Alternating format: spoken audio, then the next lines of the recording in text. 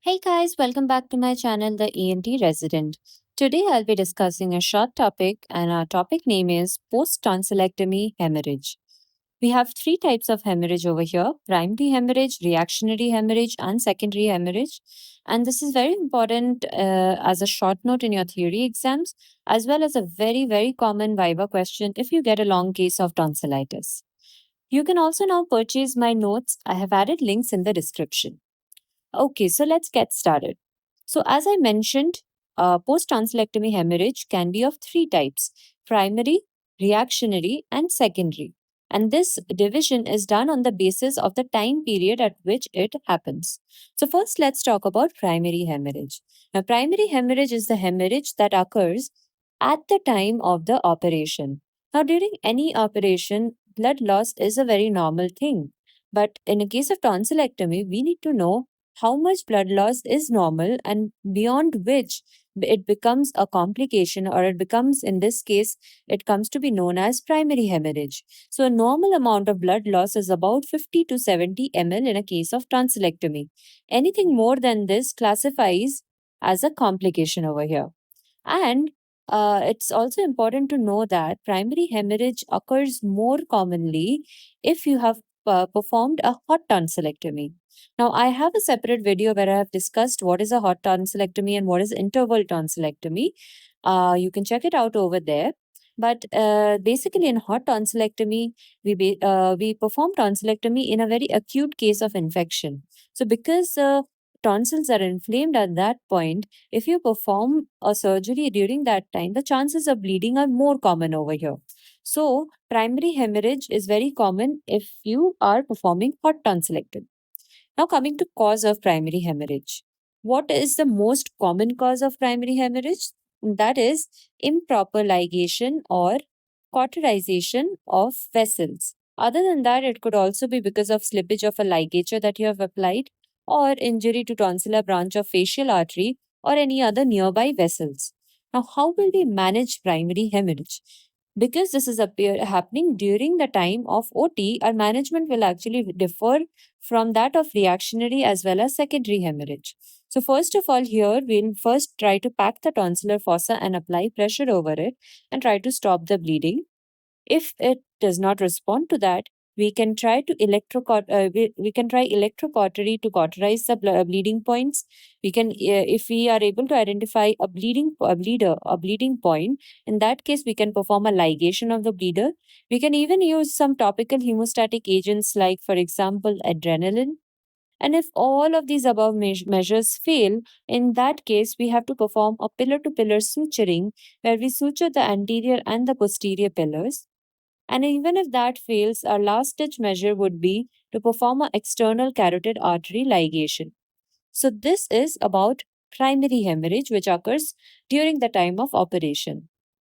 Next, let's move on to reactionary hemorrhage. A reactionary hemorrhage is the hemorrhage which is occurring within 24 hours of surgery. So, uh, after you have shifted the patient to the post-operative ward, the next 24 hours is when reactionary hemorrhage can occur.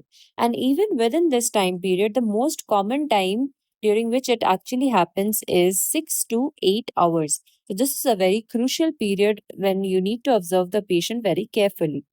Now, the most common cause of reactionary hemorrhage is usually a slippage of ligature that you have placed during the time of surgery. Other than that, there are other causes like displacement of the clot by excessive cuffing or straining, reopening of collapsed blood vessels. Now, why would this happen? This would happen because if the patient is coughing or retching, the blood pressure of the patient increases. And also, combined with the effect of the hypotensive anesthesia wearing off, all of this leads to an increased venous pressure in the patient. That leads to reopening of collapsed blood vessels. And last of all, we can find some clots in the tonsillar fossa. You can see in the image over here, we can see some clots and bleeding in the tonsillar fossa. And what does this do? This clots prevent the contraction of superior constrictor muscle, which is required for achieving hemostasis.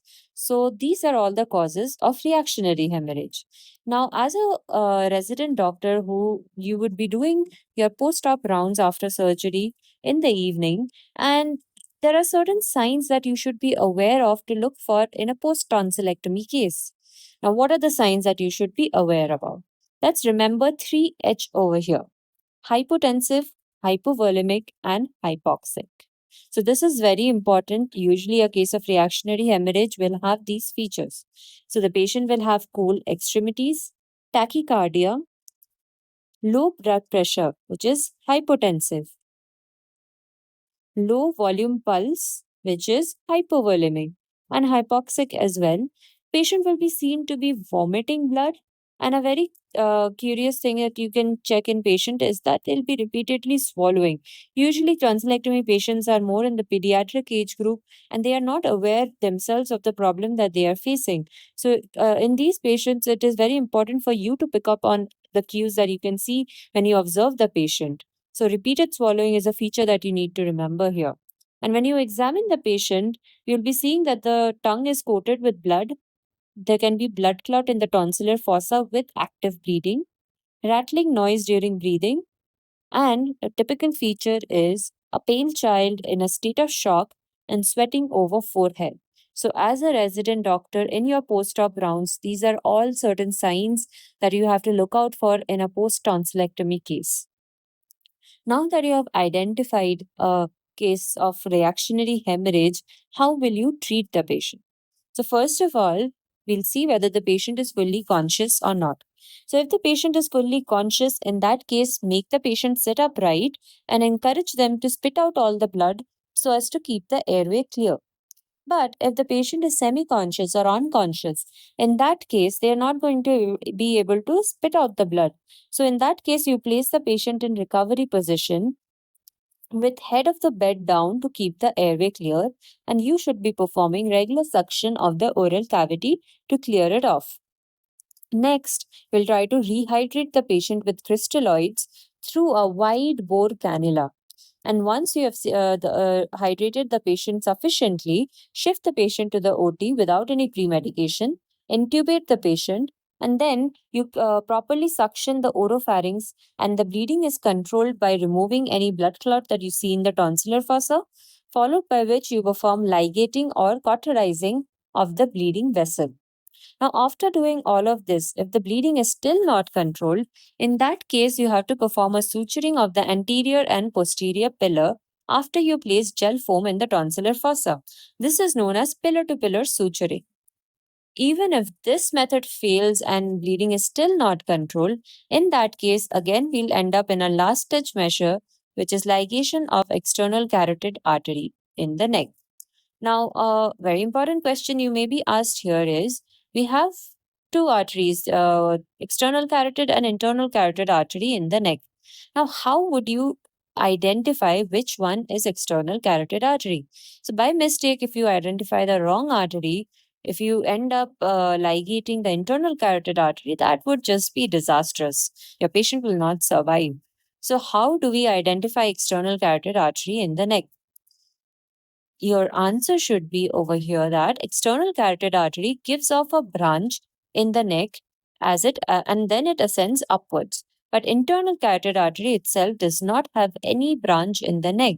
So that's what will help you in identifying this in the neck. So these are all the measures. Now, once after all of this bleeding has been controlled, you'll place a Ryle's tube into the stomach and gastric lavage is done till you get clear fluid. And post-operatively repeat the hemoglobin levels. If you see that the hemoglobin levels are quite low, like maybe below 10 or even 9, in that case, blood transfusion is given. And you'll also encourage the patient to do hydrogen peroxide gargles, which will help in thermal cautery and vasoconstriction by releasing nascent oxygen. So, this is how we'll manage a case of reactionary hemorrhage. Now, let's talk about the last type of hemorrhage, which is secondary hemorrhage. Now, secondary hemorrhage is the hemorrhage which occurs after 24 hours of surgery, usually on the 5th to 7th post op day, most commonly seen at this time. Now, cause over here is very different from that of primary and reactionary hemorrhage. Most common cause over here is a sepsis or infection in the tonsillar fossa. Other causes could be a premature separation of membrane or sloughing off of the walls of ligated vessels. Now, in this case, the patient will be complaining about pain in oropharynx, a rise in temperature, diffuse bleeding. And when you examine the patient, if you see in the image over here, we can see that there is slough in the tonsillar fossa with some bleeding points. Now, this is a very typical presentation of secondary hemorrhage in a post tonsillectomy case. And patient will also complain of blood stained sputum. Now, here our initial management will be very different from that of reactionary hemorrhage. So, first, here we'll hospitalize the patient. We'll tell them to do hydrogen peroxide gargles, start them on IV fluids and IV antibiotics. Usually, the most preferred antibiotics are second or third generation cephalosporins. Give them injectable analgesics for the pain, and if you need, then in that case do blood transfusion as well. So in all of these cases, basically first we try a conservative medical management. So if even after all of this, if it is not controlled, in that case you have to take it to the OT and you try to ligate the bleeder or use electrocautery. And even if then it is not controlled, then we perform a pillar to pillar suturing. And then even if that case it is not controlled, we end up in a last ditch measure, which is ligation of the external carotid artery. So this is how we'll manage a case of secondary hemorrhage.